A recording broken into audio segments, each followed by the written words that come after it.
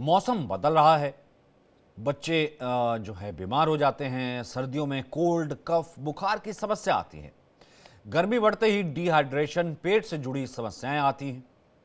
छोटे बच्चों की बीमारी पेरेंट्स को बहुत परेशान कर देती है। ऐसे में क्या खाएं, क्या ना खाएं, ये बहुत बड़ी चुनौती है। दिल्ली के आरएमएल हॉस्पिटल के जाने माने विशेषज्ञ जुड़ेंगे हमारे साथ, जो आपको बताएंगे बच्चों की सेहत का ख्याल कैसे रखना है। आप हमें कॉल कर सकते हैं 0120-698-0991 पर। आपके सवालों का जवाब डॉक्टर देंगे। डॉक्टर हैं दिनेश यादव, डॉक्टर सुधा। इनसे हम बात करेंगे और बच्चों की सेहत का हाल जानेंगे। मैम, आज क्या प्रोग्राम था? किस तरह से आपने यहाँ पर सभी डॉक्टरों को बुलाया था? अच्छा, आज हमने एक वर्कशॉप सीएमई कुछ ऑर्गेनाइज करने का प्लान किया था कुछ करीब एक महीने पहले। तो ये रिलेटेड है कि जो हमारे के लिए फील्ड में मरीज़ों के लिए काम करने के लिए रिसर्च बहुत ज़रूरी है। रिसर्च से ही पता चलता है कौन सी दवाई, कौन सा डिवाइस पेशेंट के लिए अच्छा है। रिसर्च करने के लिए फाइनेंसेस चाहिए होते हैं, तो फाइनेंसेस के लिए हम अप्लाई करते हैं गवर्नमेंटल एजेंसीज़ में, एंड कुछ फार्मास्यूटिकल कंपनीज़ भी करती हैं। हमारा मेन होता है गवर्नमेंटल एजेंसीज़ लाइक आईसीएमआर। सो उनको कैसे उनसे ये फाइनेंसेस अरेंज किए जाएं, कैसे इस एप्लीकेशन को लिखा जाए कि वो कंसीडर करें कि वो हमें फाइनेंशियली असिस्ट करें कि हम रिसर्च कर पाएँ गुड क्वालिटी, सो दैट इनके जो रिज़ल्ट आएँ उनको हम अप्लाई कर पाएँ अपनी सोसाइटी की भलाई के लिए। तो उसके बारे में आज की वर्कशॉप थी कि किस तरह से लिखना चाहिए ऐसी एप्लीकेशन को, कि सो दैट आपको जो हमारी गवर्नमेंटल एजेंसीज है किस तरह से पैसे दें। रिसर्च अगर बढ़ावा मिलेगा, लोग जुड़ेंगे, तो टेक्नोलॉजी भी बढ़ेगी। बिल्कुल, रिसर्च रिलेटेड होती है ड्रग्स से, टेक्नोलॉजी से, डिवाइसेस से। बिल्कुल, डेफिनेटली 100% टेक्नोलॉजी बढ़ती है जब भी हम रिसर्च करते हैं, तो रिसर्च मस्ट है।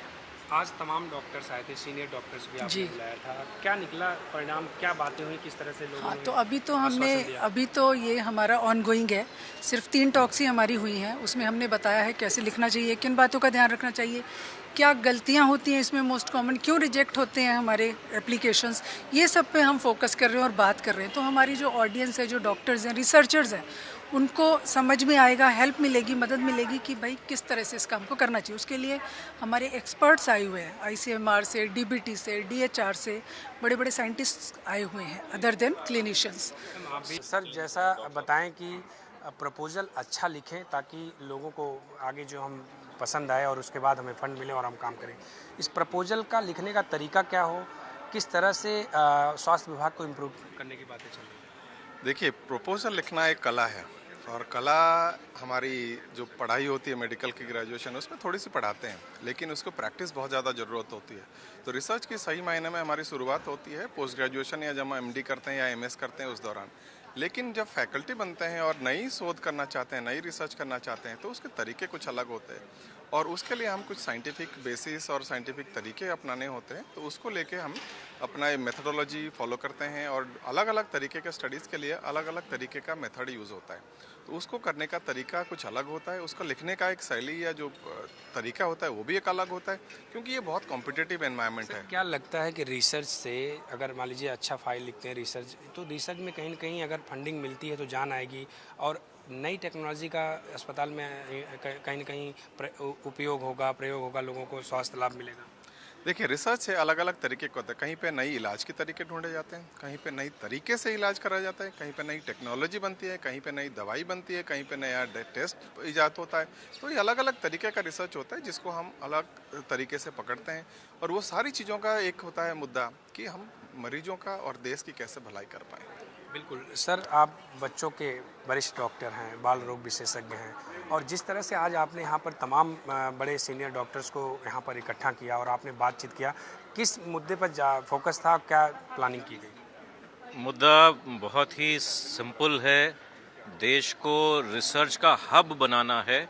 हमारे पास बहुत सारी अपना डाटा नहीं है, हम विदेशी डाटा या विदेशी जानकारी के ऊपर काम करते हैं, और रिसर्च का एक्साइटमेंट जो आज की मीटिंग से पैदा होगा हमारे डॉक्टर्स में, फैकल्टी में, स्टूडेंट्स में, उससे वो लोग बेहतरीन रिसर्च प्रोटोकॉल्स लिखेंगे, रिसर्च आइडियाज़ लिखेंगे, जिससे अंतर्राष्ट्रीय और देश की जो एजेंसीज़ हैं सरकार की, उनके थ्रू खूब फंड मिल सकेगा और बेहतरीन जानकारी इंसान और इंसानी जीवन को सुधारने के लिए उपलब्ध हो सकेगी। मेन एम है हमारे लोगों में बहुत उत्साह पैदा करना कि मरीज का इलाज भी करना है, लेकिन हम साइंटिस्ट भी हैं, हम मेडिकल साइंटिस्ट भी हैं, हमें अच्छा रिसर्च का प्रोटोकॉल लिख के फंडिंग ला के अपनी रिसर्च से इस देश का उत्थान, इनकी समस्याओं का समाधान करना है। ये थे बाल रोग विशेषज्ञ doctor Dinesh Yadav ji RML hospital में, जिन्होंने आज रिसर्च को लेकर के यहाँ पर बैठक की और तमाम डॉक्टरों को बुलाए थे और उनके बातचीत किए। बातचीत का मतलब और तात्पर्य कहा जाए तो ये है कि कहीं न कहीं हर एक तरह के संसाधन को बढ़ाया जाए। अगर फंडिंग मिलती है, लोग आगे आते हैं, तो जो भी असुविधाएं होती है इलाज करने में, चाहे वो बाल रोग बच्चों के लिए हो चाहे बड़े के लिए हो, तो कहीं न कहीं टेक्नोलॉजी बढ़ेगी और लोगों को बेहतर इलाज मिलेगा। कैमरा पर्सन शेरा सिंह के साथ मैं पंकज रांडिया, दिल्ली। तो बाकायदा ये सेमिनार हुआ और आपने देखा किस तरीके से डॉक्टर्स इकट्ठा हुए थे। दिनेश यादव इस वक्त हमारे साथ, जो कि अध्यक्ष हैं बाल रोग विभाग के आरएमएल से, वो हमारे साथ जुड़ रहे हैं। दिनेश जी, बहुत बहुत स्वागत है आपका। और सबसे पहले हम आपसे ये जानना चाहते हैं कि यूजुअल जैसे मौसम चेंज होता है, क्या क्या बीमारियां जो है बच्चों को हो सकती हैं या फिर होती है, बढ़ते बच्चों को? जी, बहुत अच्छा सवाल है आपका। निर्भर करता है कि हम लोग किस मौसम के बदलाव की बात कर रहे हैं। गर्मी के मौसम आने पे जो बीमारियां हैं वो अलग किस्म की हैं। इस दौरान जो हमारे चैलेंजेस होते हैं वो अलग किस्म के हैं। बरसात के मौसम आने की बीमारियां कुछ अलग किस्म की हैं और इसी तरह सर्दी के मौसम पे आने की बीमारियां कुछ अलग किस्म की हैं। मौसम के परिवर्तन के साथ धरती के आसपास, पानी में, हवा में कुछ अलग किस्म के कीटाणु या वायरस का प्रेवलेंस हो सकता है। लोगों के रहन सहन का फर्क हो सकता है। सर्दी के मौसम में, गर्मियों के मौसम में टेम्परेचर का और इन सब चीज़ों का असर शरीर पे पड़ता है, इसलिए अलग अलग किस्म की बीमारियां हो सकती हैं।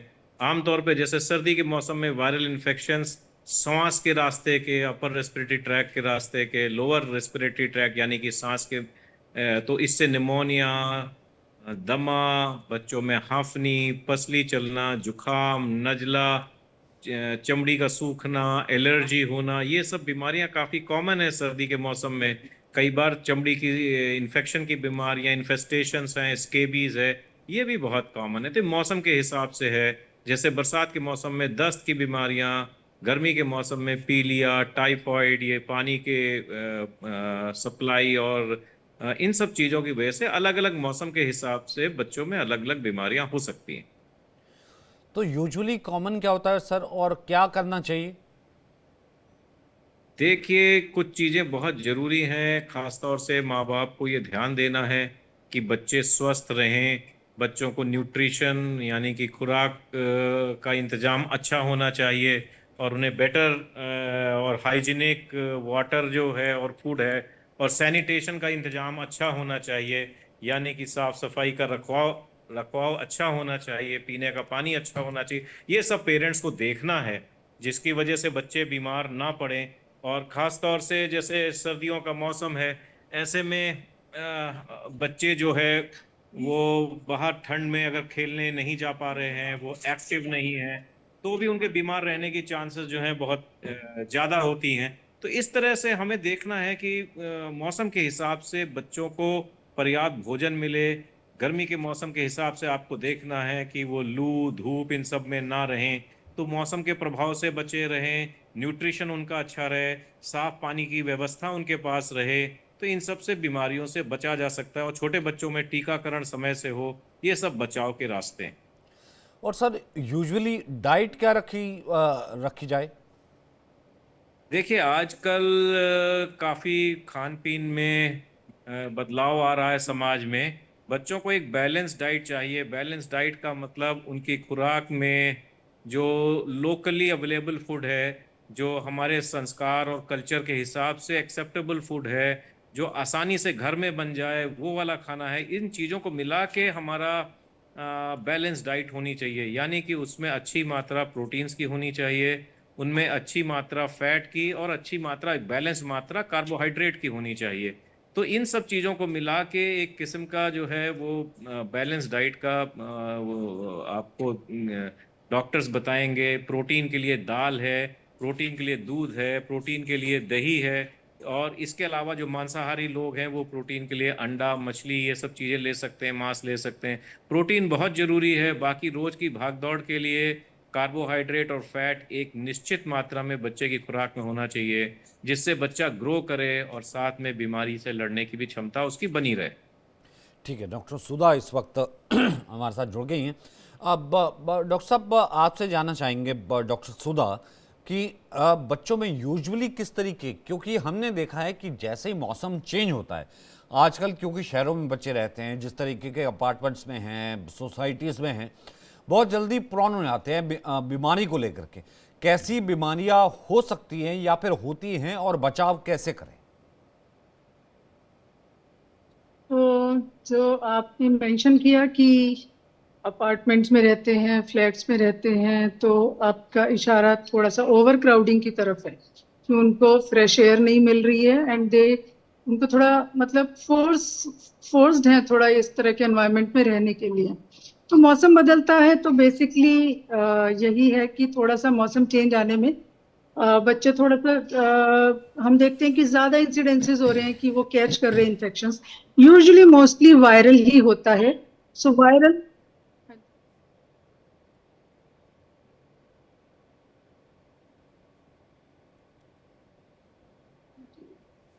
तो इस ऐसे में वायरल इन्फेक्शंस होने का बच्चों को जो है थोड़ा सा ज्यादा होते हैं।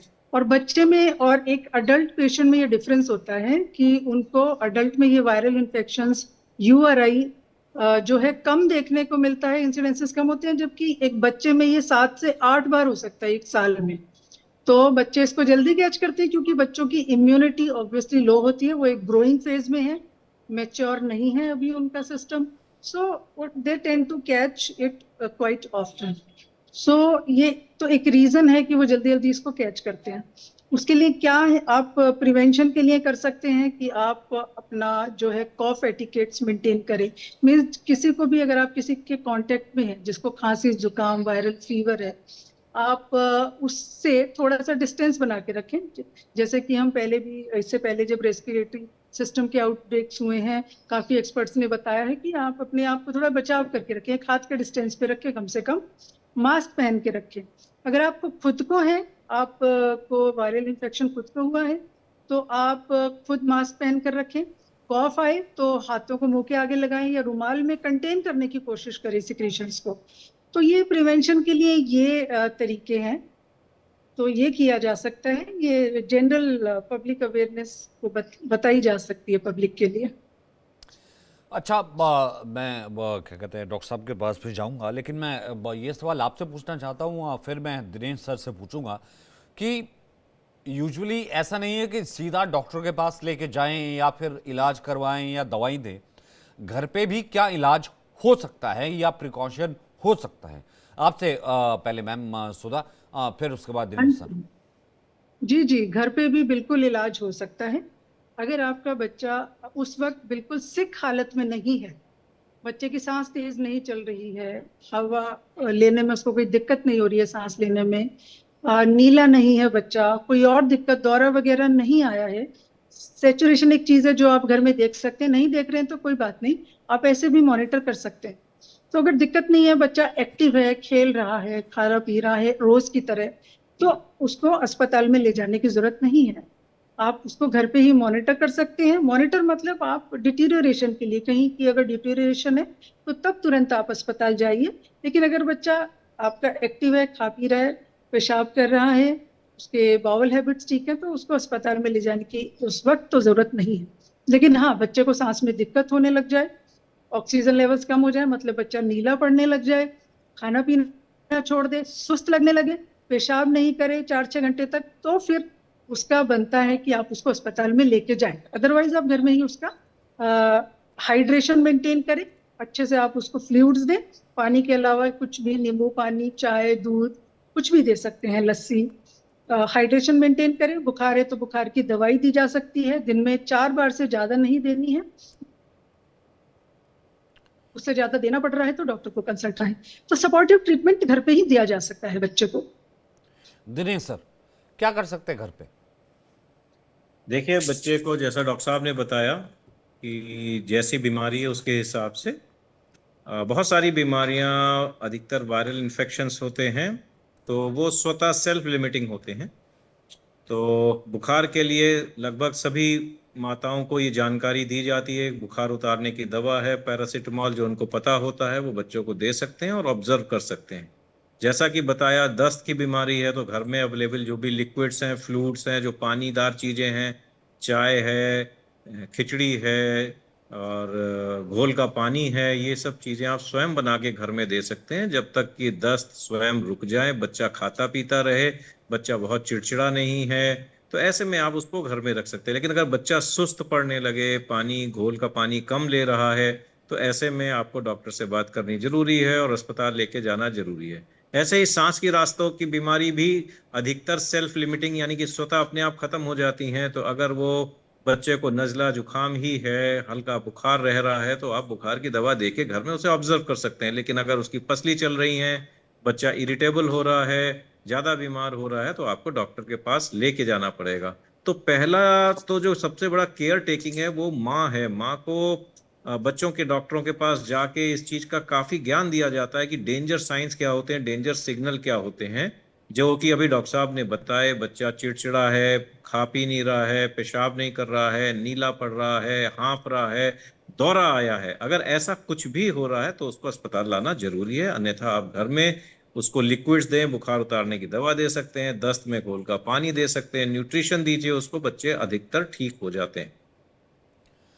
और यूजुअल होता क्या है, मतलब जाहिर सी बात है बच्चा बोल नहीं पाता, बता नहीं पाता, तो कैसे समझा जाए कि उसको जो प्रॉब्लम है वो सीवियर है? वो मैंने जो डेंजर साइन बताया, अगर ये कोई भी डेंजर साइन है तो मतलब प्रॉब्लम सीवियर है, घर पे आपको नहीं रखना है। बच्चा जो है खा पी नहीं रहा है, सुस्त पड़ता जा रहा है, पेशाब नहीं कर रहा है, दौरा आया, पसली चल रही है, हाँफ रहा है, नीला पड़ा है, तो ये सारे डेंजर साइंस हैं। ऐसा कुछ भी लक्षण है तो बच्चा ज्यादा गंभीर बीमार हो रहा है, उसको आपको अस्पताल लेकर आना है। और मैम आपसे जानना चाहेंगे कि मतलब किस तरीके से बचाव किया जाए, वैक्सीनेशन कितना हेल्पफुल है? वैक्सीनेशन एकदम बहुत ज़्यादा हेल्पफुल है। वैक्सीनेशन तो मस्ट है, बिल्कुल कराना ही है। वैक्सीनेशन उन्हीं चीज़ों के लिए किया जा रहा है जिन बीमारियों, जिन इन्फेक्शंस की वजह से बच्चे को बचपन में बहुत तरह की कुछ निमोनिया एंड मेनिंजाइटिस जैसी सेवियर बीमारियां भी हो सकती हैं, जिसमें कि सिकनेस लेवल बहुत हाई होता है और अस्पताल में भर्ती भी कराना पड़ सकता है। तो अगर बच्चा वैक्सीनेटेड है तो बहुत ही चांसेस मिनिमल हो जाते हैं कि वो इन इन्फेक्शंस को कैच करेगा। तो बच्चों को जो हम इन्फेक्शंस के लिए लगाते हैं टीके, ज़्यादातर सरकार में ही उपलब्ध है, तो आप सरकारी अस्पताल से आके लगवा सकते हैं और ये बहुत ही ज़रूरी है। मिस करने का मतलब रिस्क लेना है और बीमारियों को इनवाइट करना है सीधे सीधे। मैं क्या कहते हैं, दोनों से ही जानना चाहूँगा। दिनेश सर, सबसे पहले आपसे शुरू करता हूँ, डाइट कैसी रखी जाए अगर बच्चा 4-5 साल का है? देखिए, डाइट का मतलब मैंने जैसा अभी बताया, बैलेंस डाइट होनी चाहिए। बच्चे को दिन में कम से कम 3 से 4 बार तक आप भोजन दे सकते हैं। भोजन में प्रोटीन की मात्रा 1 ग्राम, कम से कम 1 से 1.5 ग्राम तक, 1 ग्राम कम पड़ेगा, ये ग्रोइंग बच्चा है, 1 से 1.5 ग्राम प्रति किलो के हिसाब से होनी चाहिए। तो उस हिसाब से प्रोटीन की मात्रा आप अपने डॉक्टर से, डाइटिशियन से पता कर सकते हैं।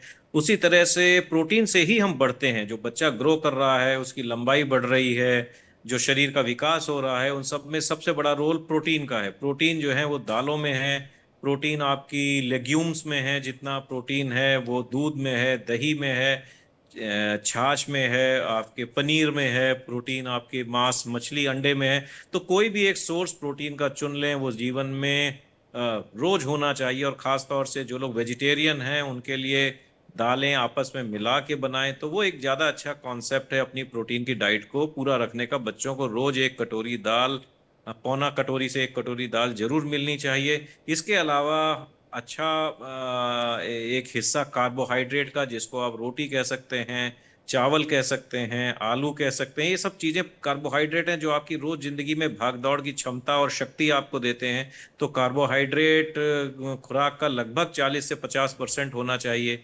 और इसके अलावा फैट है जो कि चर्बी की चीजें हैं जिसको दिमाग की बनावट से लेके तमाम हार्मोन्स की बनावट तक के लिए जरूरी होती हैं, तो ये भी खुराक में प्रचुर मात्रा में होनी चाहिए। इसके अलावा ये जरूरी है बच्चों को जो ये खाने आजकल बाजार से मिल रहे हैं जिनको आप जंक फूड कहते हैं, इनसे बचा के रखिए। इनमें कई बार बहुत ज्यादा मात्रा में नमक का क्वांटिटी होती है जो ब्लड प्रेशर बढ़ाते हैं, या कुछ ऐसे भी चीजें हो सकती हैं जो शायद जीवन में बड़ा प्रतिकूल प्रभाव डालें, कैंसर से लेके अन्य रोगों को बढ़ावा दें। हाइपरटेंशन है, वजन का बढ़ावा है, ओबेसिटी है, नॉन कम्युनिकेबल, तमाम सारी इस तरह की बीमारियां हैं जो इस जंक फूड से बच सकती हैं। इससे बचा के रखें। बहुत जरूरी है बच्चों को, आजकल अपार्टमेंट्स में आप रह रहे हैं, वहाँ प्लेग्राउंड्स की कमी है, तो बच्चों के आसपास जो स्कूल के प्लेग्राउंड्स हैं, स्विमिंग पूल्स हैं, साइकिलिंग ट्रैक्स हैं, क्योंकि बच्चों में बहुत एनर्जी है, बहुत क्षमता है, उनकी खुराक के हिसाब से उन्हें अगर एक्टिविटी नहीं देंगे तो वो अच्छा ग्रो नहीं करेंगे। तो आइडेंटिफाई करें प्ले स्पेसेस, कहाँ कहाँ बच्चे खेल सकते हैं, एक रूटीन बनाएं। पढ़ना जितना जरूरी है उतना ही जरूरी खेल कूद भी है, इसका भी ध्यान रखें। और मैम, जी जी, आपका signal was lost for me. मैं डाइट के बारे में पूछ रहा था क्योंकि बच्चे ज़्यादातर जैसे कि डॉक्टर साहब कह रहे हैं कि बाहर का खाना मांगते हैं, पिज़्ज़ा खाना है, बर्गर खाना है, फिर ऐसे में डाइट रखें क्या, घर पे कैसे बैलेंस करें, तमाम चीज़ें। बिल्कुल। तो ज़्यादातर हो सके तो घर पर बना खाना ही बच्चों को दीजिए, क्योंकि उसमें आपके घर में आप जो भी इस्तेमाल करते हैं खाने में उसमें क्वालिटी है।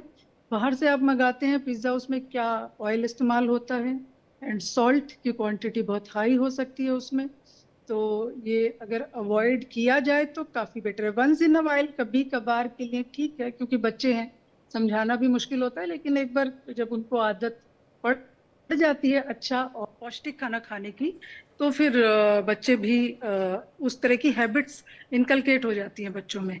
तो बाहर का खाना ज़्यादातर नहीं, मोस्ट ऑफ द टाइम के लिए अवॉइड करना चाहिए। मोस्ट ऑफ द टाइम घर का ही खाना खाना चाहिए, जिसमें कि आप दालें, सब्जियां, अगर अंडा वगैरह खाते हैं तो इंक्लूड कर सकते हैं। तो ये काफ़ी प्रोटीन रिच चीज़ें होती हैं। साथ में कार्बोहाइड्रेट, तो सबको ही पता है कि रोटी चावल काफ़ी रिच सोर्स है, और